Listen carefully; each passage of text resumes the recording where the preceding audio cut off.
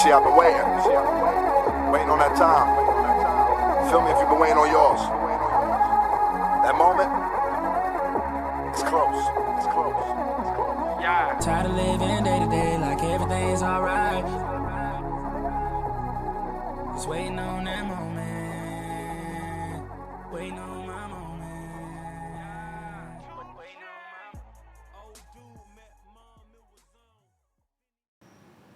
Hey, and that time is now. Welcome back to the show, everybody. My name is Joe Gilpin, joined as always by my co-host, Mr. Jesse Rivas, the king of Salvadorian strong style. How are you this week, Jesse?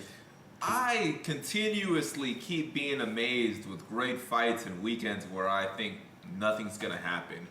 Incredibly spoiled. I hope you had a great Labor Day weekend. My Labor Day weekend was chill. My Labor Day weekend was good. There's like a good amount of fighting on, some early morning stuff, some later afternoon stuff. And then a whole lot of wrestling the sandwich in between. Did they do Yeah, this there's on so purpose? much good pro wrestling. But let's talk about the fighting that was happening over the weekend. Jesse, we have a moment that might end up being like a really seminal moment in UFC history, and that is the crowning of the first ever Chinese champion. Weili Zhang wins the 115-pound women's belt. And we both called this. Yeah, no, we did. How do you say her name? Because she said her name is Yan I'm sure it's just like... She said she's from China and remember me, and I was like, okay, I'm going to remember how to say her name, but I still fucking don't remember. I'm still being American and calling her Wily. She's Wily Zhang. Speaking mathematically, there are a trillion Chinese people on this planet. It's just difficult to remember any given one. No, her name is, I think her real name is like, Zhang. Like, it's very acerbic Chinese. I say Weili Zhang.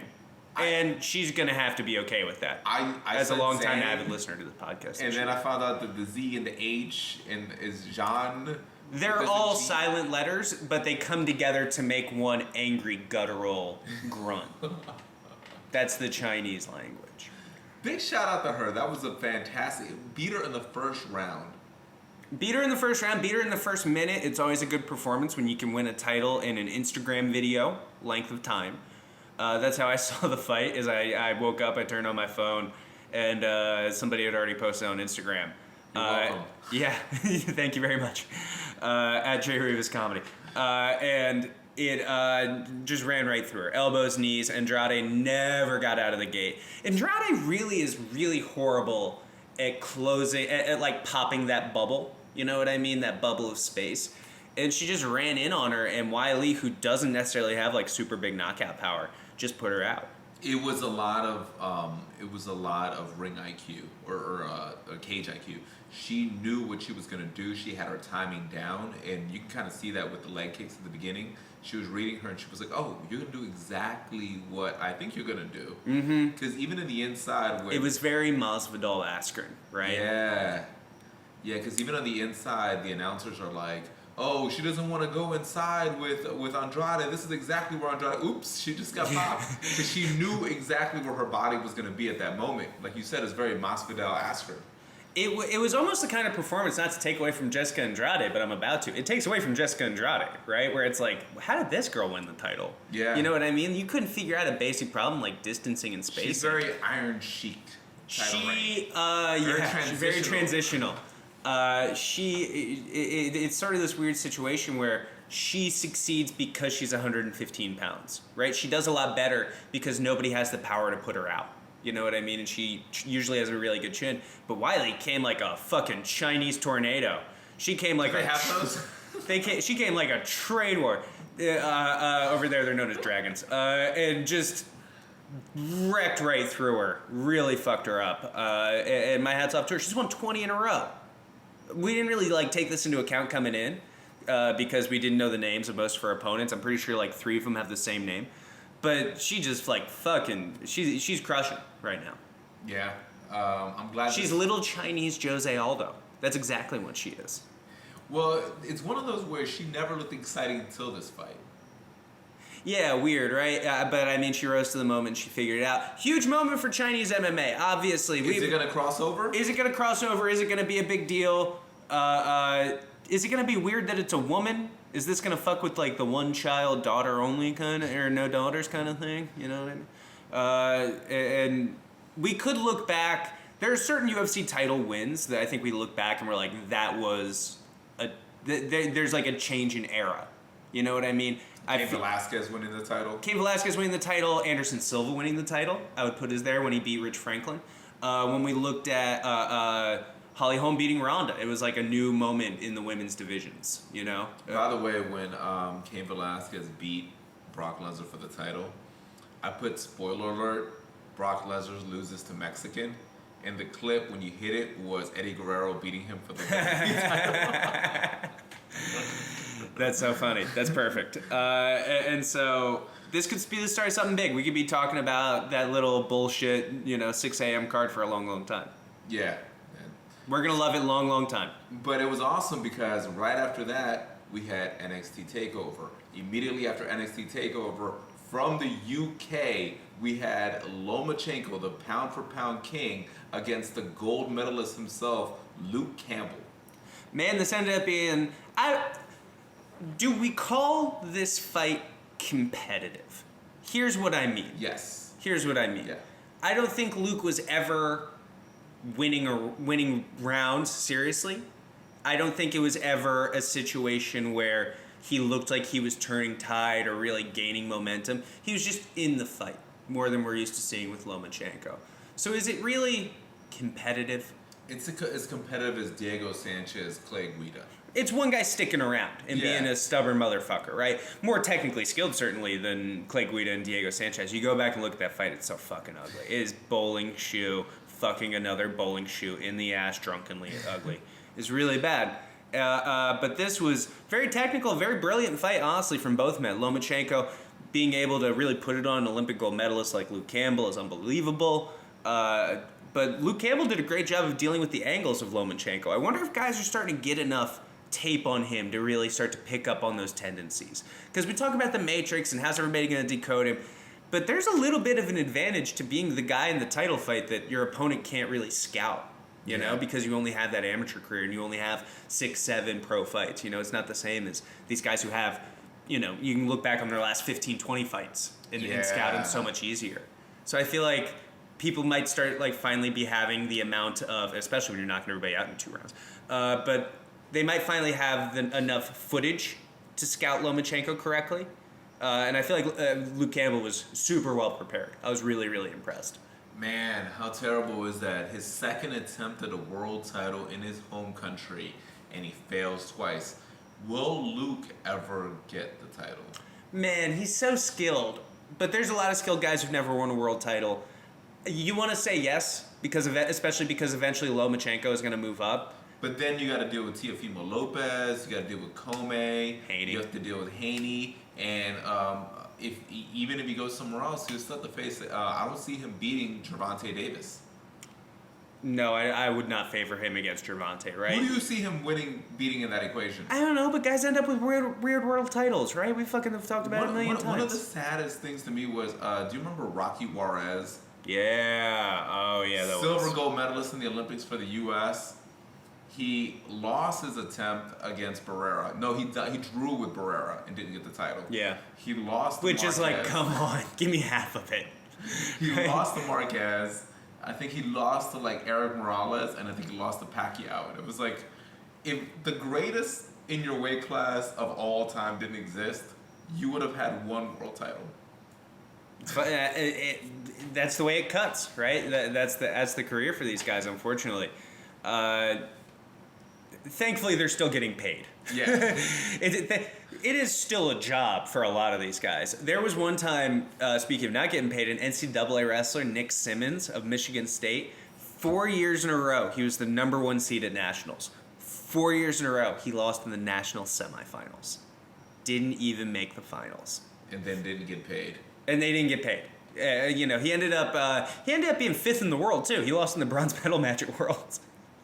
He was real close a whole bunch of times and then he was in 2012 he was the Olympic alternate. He lost in the best 2 out of 3 to a guy that everybody knew he was better than, but just the style matchup worked out that he lost 2 out of 3. Do you think this is like a mental coach type thing? Absolutely, I think it's a huge mental blockage.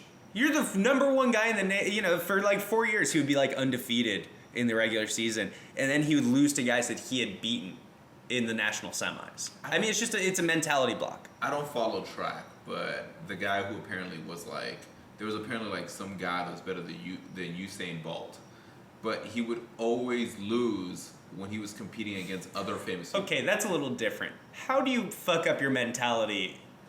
It's running from right here to right there. That's a little different than somebody punching you in the face. That is true. That is true. There's, I'm all for whatever, track's, difficult sport. He's much faster than I am. But I wouldn't blame me getting here to there slower on my brain. That's my legs. My legs fuck that up for me. I'm sure I sound like one of those guys who's like, jiu-jitsu doesn't work on me or something, but like, come on, my God. fuck off. I met a guy at a club once who was trying to preach to me that he was like, man, jiu-jitsu's stupid because if someone tried to grab me, I would just kick them in the head. Somebody, no, but keep in mind, I've had people come into the gym and try this stuff. I've had like bros on bets be like, okay, I'm here to prove jiu-jitsu doesn't work, and then it's like, ooh, me, let me get him.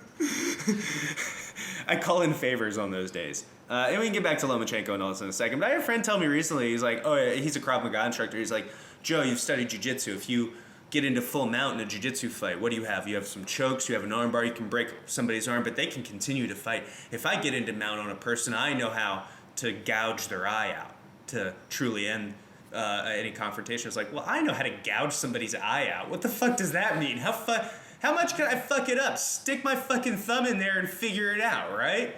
It's like fucking making a woman come. I get it. Just keep mashing it around and something will happen. I did Hapkido for 2 years before I ever did Brazilian Jiu-Jitsu. You know, like those small joint manipulations and all that stuff? Yeah. None of that shit worked. Nothing, right? Nothing. Nothing. Not even a little bit. I didn't even see, like, there's a whole bunch of moves that I remember being like, I didn't even see situations where that became possible. Man, I was just talking to somebody, like, there's so many if anybody ever tries to sell you on self-defense, just know they're full of shit, right? It's always this guys where, like, a guy puts a gun in your back. What do? Reach around with both hands, break his wrist 3 times, then you turn around and you face him. It's like, man, That's so nice. Nobody is gonna... What weak-wristed, what preemie baby is trying to hold me up outside of a 7-Eleven? The gun would be too heavy for them to lift. You know what I mean? If any of this would work. Lomachenko picks up, another big marquee win on his roster, on his register. What's next for Vasyl Lomachenko? The pride of the Ukraine.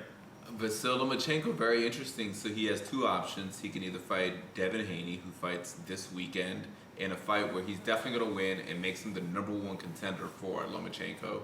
Unless there's a freak upset. It's a ceremonial, he's definitely going to win that fight. Or the winner of Richard Commey versus Teofimo Lopez. That's his other option, which he's really excited for. He wants it to be Teofimo Lopez, but he's like, I'm going to be honest, guys. Comey's going to whoop that ass. So I'm either going to fight Commey or Fanny. I mean, Teofimo didn't look great in his last one, right? If you were going to rank him gold, silver, bronze right now, for sure that bronze medal is Teofimo. He looked stressed out, like he knew the big money fight was Teofimo Lopez, but he was like, fuck, man, but Comey's going to beat his ass. Beat his ass. Hey everybody, so you were just listening to us talk about the Lomachenko-Luke Campbell fight, and now you're hearing this. The recording got fucked up, so we're going back in and we're talking about everything that we talked about. We're being vulnerable, we're coming out, we're admitting our faults, but you know what though, you're going to get an even better, hotter, and outstanding podcast. Especially because we didn't talk about the fucking Jeff Horn fight. We left it off yesterday when we recorded for the first time. So Jeff Horn, who I've been critical of as a punk, lost. He went up in weight. He went up to 154 to fight Michael Zarafa, who is a continental level fighter, and he got fucking starched, Jesse. So, just to paint the picture, Michael Zarafa is a small 154-pounder, and Jeff Horn is a big 147-pounder. So when they met in the ring, it really wasn't like he was moving up. They looked like they were the same size. I mean, effectively they were. I mean, we talk about, like, weight classes, and obviously weight classes matter, but, like, 7 pounds, or, like, is that even that big of a deal? Like, you can't fight a guy who's fucking Well, if he was only 6 pounds, it would be different. But oh, it's 7. No way. Bullshit. It was a fight that it was a fight that stayed busy for Jeff Horn. He was trying to lure a Kell Brook fight in Australia. Oh, Kel would love to fight him now. Are you kidding me? Kel would turn this little Australian dude into orange soda. He would fuck him up so bad. Leading into this fight, Orange Soda, good reference. Thank you.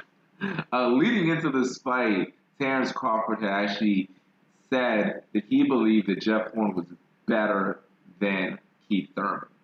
Yeah, man. Sometimes that CTE hits hard. Maybe Crawford has been taking more shots to the head than we realize. Maybe like Warren Buffett had him on some good rich people coke or something, because that's a fucking horrible But take. to be fair, Zarafa gave Kell Brook all he could handle. Come on, oh, you're trolling me, motherfucker. No. This is such an expose. It looked bad. This is such an expose of Jeff Horn, is it not? About, like, he's not a guy. He's not a guy that you really need to worry about. Yeah, he got dominated. He got domed.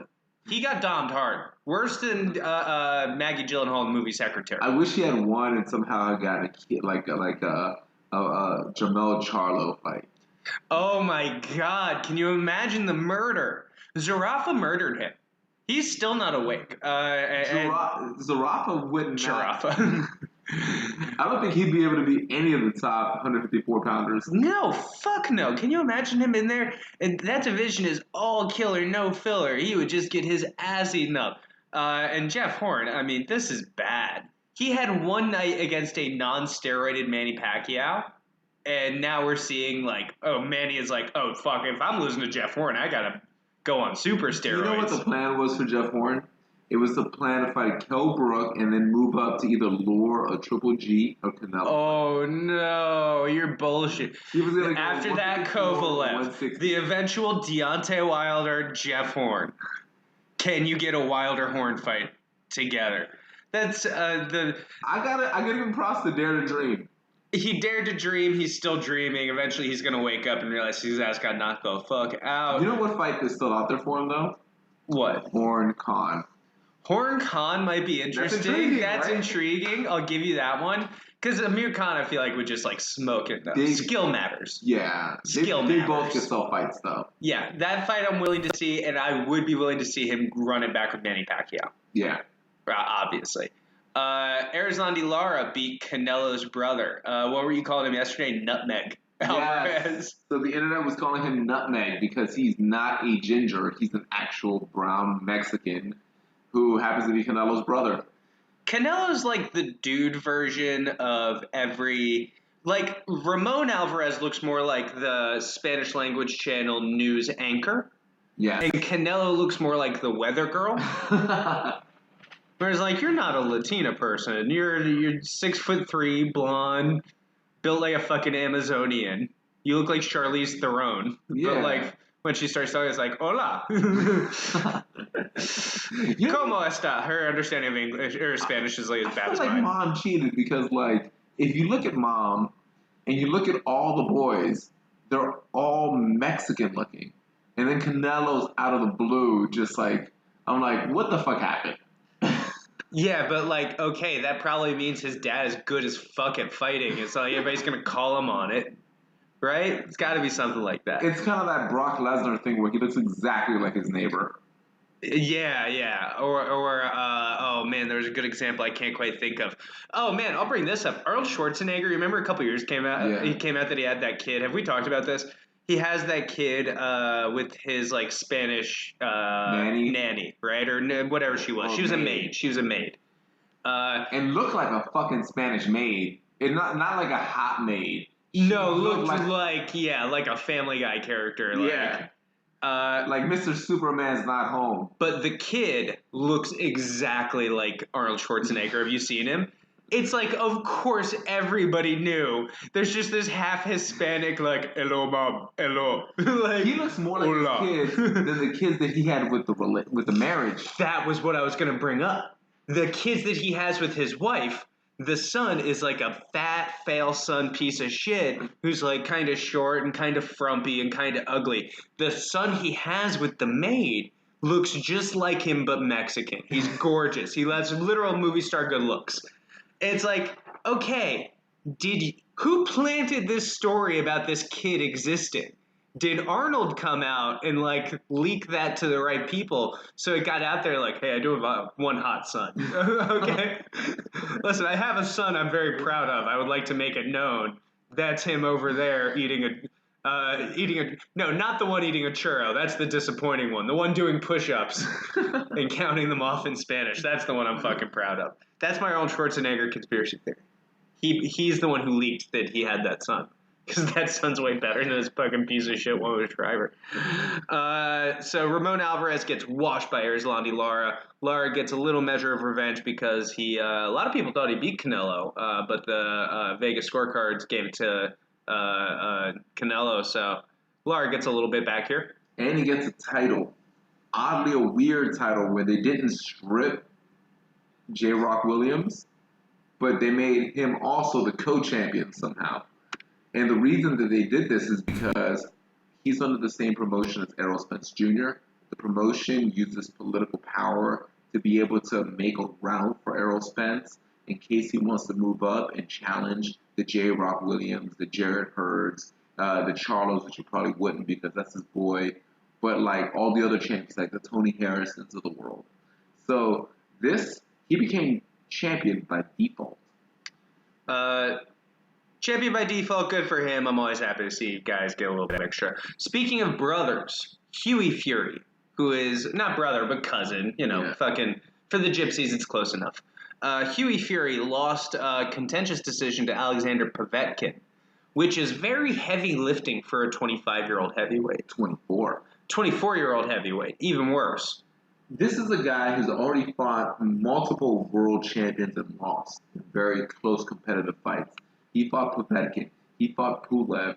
He fought against Joseph Parker, and he's only 24 years old, and he has 3 very highly contested losses. Do you think that they're pushing him too hard, or do you think because they were close, maybe he's just a B fighter? Man, it's hard to say. You look at his cousin. His cousin really wasn't tested. Tyson wasn't really tested until he was like 27, yes. Roughly. And man, there's a lot of physical maturation that goes into getting there. Povetkin's a freak. Povetkin can box and is a gold medalist and a fucking juice head. That's a hard guy. He's tested positive a bunch of times. It's hard to beat that guy. That's a really good mixture of two things. If you were going to connect two things, Olympic gold medal skill and the best steroids that the Russian mafia can buy, that's a good combo. That's hard to beat. And he had a very close fight with him. So I think, man, a couple more years of physical maturation are going to do Huey Fury a lot of good here. Stop taking these fights, man. You don't need to fight Joseph Parker when you're 22. Pump your brakes. I feel like a lot of it has to do with the fact that he has to compete with the fact that Tyson's his cousin. He has to be able to overcome that shadow. It's Ninja Hua. Yes. Yeah, it's very Ninja Hua. Who, by the way, is not doing great these days, I've heard. Yeah, he took a lot of fights he shouldn't. Do you remember when he got, brutalized? Did he fight, Caratanov? Yeah. Yeah, that was a bad one, right? That was fucked up. Just read your mind on that. Well, and also you have to remember, Shoot the Box used to be like spar every day. We got to go hard today. Let's fucking go.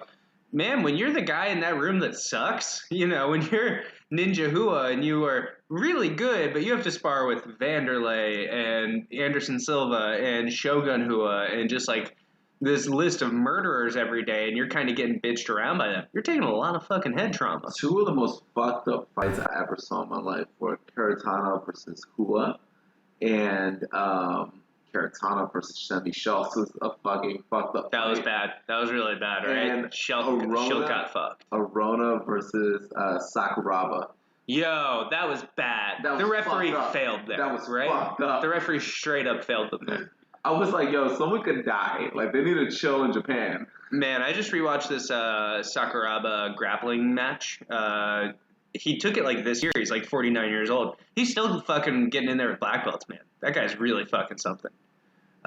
He's got all this weird joint manipulation. It's the kind of Hapkido stuff, but actually is effective. He even for his MMA style, people ask him about it. He's like, "Where'd you learn jiu-jitsu?" He's like, "Oh, it's just pro wrestling." Yeah. He actually comes from the same camp where he learned where strong style came from. So he learned how to wrestle and grapple from Billy Robinson. That's crazy, right? Yeah. It's actually British strong style, to be honest. Wild. Anyway, I'm looking back at the week of fights. I think that's pretty much it. We talked about Jeff Horn. We talked about Lomachenko, obviously, Lara, Fury. Man. So, looking ahead, we have a huge fight. Is there anything else we want to touch on before then? What's her name? Cyborg got the biggest women's contract of all time, according to Scott Coker. We don't have any, Wow. we don't have anything to, take that off of. But, man, that's great. Good for Cyborg, right? That's fucking turn. Let's talk about the fight that everybody's looking forward to. Come to us live from Abu Dhabi. The unification fight of... Felder versus... Man, it's the fight of the year. Felder versus Barboza. Yeah. You couldn't even remember the other half of it. Rematch. So, UFC 242, Khabib versus Poirier. Khabib Nurmagomedov is coming off of his 15-month layoff. And he is going to meet Dustin the Diamond Poirier, who has just won his interim title at 155 pounds. Fucking nickname. I know, right? It's like Dustin Diamond. it's like, really yeah, do you get preach. it? Yeah, literally. Yeah, we get it. Shut up. Anyway, well, Dustin Poirier is the real story in this one because this is a guy who had documentaries made of him leading into his UFC debut. This is a guy who Lafayette, Louisiana had really pulled behind. He's a high school dropout who dropped out at the age of 14 years old with one sole purpose to be the UFC champion. I didn't know that. That's crazy. Yeah, he actually walked into a strip mall and met Tim Crater. Do you remember Tim Crater from The Ultimate Fighter? Ultimate Fighter 7. Yeah, the CB Dalloway, Amir Sadola, Matt Brown season. Yeah, he made the semifinals. He was really good. Yeah, Tim Crater, he just did cardio. He was one of those guys, yeah, man. He would have been so much better with, a nutritionist and, just a couple of this, that, or the other. Really, he looked like he drank all the time. He was puffy, right? Homeboy was puffy. But anyway, he has this student, Dustin Poirier. Yeah, and Dustin Poirier was the guy. And he's still giving back to Lafayette, Louisiana. They gave him the key to the city. The UFC was behind him. He upset. Do you remember Eric Koch? I do. Eric Koch was the first ever featherweight to win in the UFC. Everyone was pegging him to be the next champion. They were saying he was going to be the man. And then here comes the very unimpressive-looking, bald-headed, masked underdog of Dustin Poirier. Comes in there and whoops his ass and then has a great ascension into world champion level type of push until he meets a sexy Irishman named Conor McGregor. Big facts. And this is a guy who has been around, been in the trenches for a long time. Yeah, by then he was known for having really heavy hands, being willing to throw down with anybody. But Conor starched him. And he starched him in, I think, about 2 minutes flat. It was really bad. But a lot of people made excuses for that. They said maybe his anger got the best of him. Maybe he messed up. He still had a good push, but I feel like the Michael Johnson fight was what really put him behind. He put together 4 more wins, 3 of them were by TKO or knockout. And then, yeah, Michael Johnson, again, just came out and in 90 seconds flatlined and put him out cold. And you could feel he was kind of relegated to, fun fighter status. Yeah. Like Cowboy Cerrone. He'll come in, he'll do well, but he's never going to be the guy. But on low-key, he's had the best run of his career. Victories over world champions like Justin Gaethje, Eddie Alvarez, Anthony Pettis. Yeah. And his Max last Holloway. fight, pound for pound talent, Max Holloway. If Max Holloway had won that last fight against Dustin Poirier, we'd be talking top 5, maybe top 3 pound for pound status. Yes. And he beat him in one of the best fights of the year. He's completely reinvented his boxing style, his shoulder rolling, his jab, his lead hook. He's putting everything together so well. He's countering the counter with his footwork. There's just a lot of really positive boxing skill that he's bringing to the table that he didn't before. He's also a jiu-jitsu black belt. He's also really dangerous with his submissions, especially his arm triangle series, like Darce's and Anaconda chokes, things like that. This is a really dangerous contender. He is, however, facing off with a guy who's never fucking lost a fight. 27-0, Khabib Nurmagomedov, the best 155-pounder on the planet. He has taken the most difficult division on the planet. He's run to the top undefeated. He's only ever lost 1 round his entire career. It was the 3rd round of the McGregor fight. He's innovative. That's the thing. He's really fucking innovative with the way he approaches his ground and pound and the way that he has changed the game plan around how people wrestle on the cage. He wants people to wall walk, which is so rare. Usually people wall walk, they get up, they disengage. He wants you to do that. You fall into these little traps and handcuffs and things that other fighters just aren't up to date with yet. And he's really fighting like a grappler from 5 years from now. He's so ahead of his time. It's really tough for guys to win rounds. It's tough for guys to win exchanges off But of he's this guy. also a guy who's looking at the exit. There's so many talks about him retiring soon. He's a guy who's also been affected by multiple injuries, and his entire camp is aging out. So we're seeing something that was great on the way down, and we're seeing Poirier. That's something that's on the rise. The momentum is definitely shifting in the other way, but will it be enough? Is it the crossroads, or is it not good enough at this point? Well, a couple of things. Let's talk. First of all, it's been, like I said, he's been a long layoff for him because of the post-fight annex after McGregor. He jumps the cage, he gets a year-long suspension. It's not the best of situations. It is what it is. He's here now, fighting in Abu Dhabi. Abu Dhabi? No, not Abu Dhabi. What's the other one? Dubai? Yeah, Abu Dhabi. Yeah, Abu Dhabi. I was thinking Dubai. He is. To be honest, I don't know the difference. You don't know the difference. It's very, very similar. Yeah. Do they speak the same language? Probably. I don't know enough to You know know. what's crazy about that region of the world? Controversial topic. I never understood why they kept them wrapped up. I'm like, you know what? That's so messed up that they did that. But then I go to like the Tyson's Corner Mall and I see how hot fucking Middle Eastern chicks are, and I'm like, yeah, I wouldn't get work done either. They're Yeah. so fucking hot. They're always super stacked, right? They're stacked and they have like green eyes and brown skin, and you're like, what the fuck is going on here? Yeah. You guys look like Latina weather women. But there's a lot of things with Khabib outside the cage. His weight has always been an issue. He's been off for a really long time. Tony Ferguson is actually in Abu Dhabi, ready to make 155 pounds, just in case something happens. Even Paul Felder has said, who's in the co-main event, I'm making 155 pounds just in case. None of this like extra pound bullshit. Just in case, which I think, by the way, is super smart, especially because you remember Paul Felder when Ferguson dropped out on like 24 hours notice of UFC 223. Khabib ended up fighting Al Iaquinta because they had offered it to Paul Felder. Paul Felder said yes, but the commission came in and said, oh, well, Paul Felder's not ranked and he's coming off of a loss, so we're not going to sanction this fight. Only fight I've ever seen that happen to, by the way. Yeah. Yeah, it never happens. Like, BJ Penn had another fight coming up, and they were going to sanction that one. But for some reason, Paul Felder, because the UFC ranking committee, the big bunch of fucking brain geniuses that those guys are, they literally just put Neil Magny back in the rankings. He's been out for 2 years with a fucking USADA suspension. Like, you know, it's a bunch of casuals. Anyway, coming back to this, what am I trying to say? I'm trying to say Khabib is not in the best place coming into this fight. He's rusty, and rusty has never been good on Khabib. You look at the Daryl Horcher fight. He had spent a long time off. He looked really, really bad in that fight, and especially in that first round. And he's looked against Michael Johnson and other guys very hittable. Thiago Tavares hit him a couple of times. Pat Healy put some hands on him. This is a guy who has problems getting hit. And if Dustin Poirier can get in there and put it on him, he's going to be the UFC lightweight champion. That's really exciting. I would not be mad if Tony Ferguson and Khabib were to fight. Somehow. Man, that would be wild. It's like Money in the Bank, right? Yes, that would be amazing. I imagine that a lot of people's schedules would change if they found out that at 2 o'clock on a Saturday, we're going to see the fight that had been rescheduled 4 times in the UFC.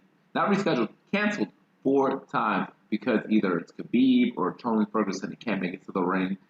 How crazy would it be if by chance, in a couple of days' notice, we were to have the dream fight that we've all been waiting for? Man, bring it. I love it. Even Tony versus Dustin is a great fight. Historically, this happened before.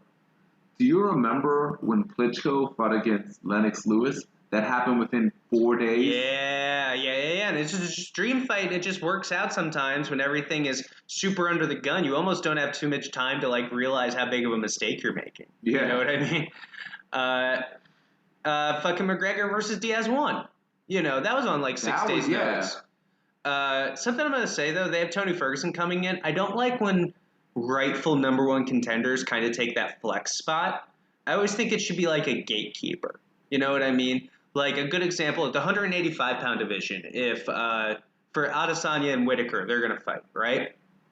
They shouldn't have a guy like Paulo Costa come in and be like, maybe if something happens, like Paulo's around. It should be like Derek Brunson. It should be like a gatekeeper who's like never gonna get his title shot. And it's like, maybe, fuck it, this is your shot. Because for a guy like Tony Ferguson to come in and make weight, that's difficult on his body. That's gonna fuck up his like cycle of how he operates. And I think that he should be more careful.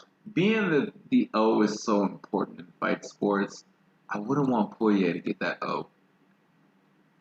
What do you mean? Over Khabib? Yes. Man, if he does, though, it's a great story, It's right? a great story, but man, I would rather have Tony get that O.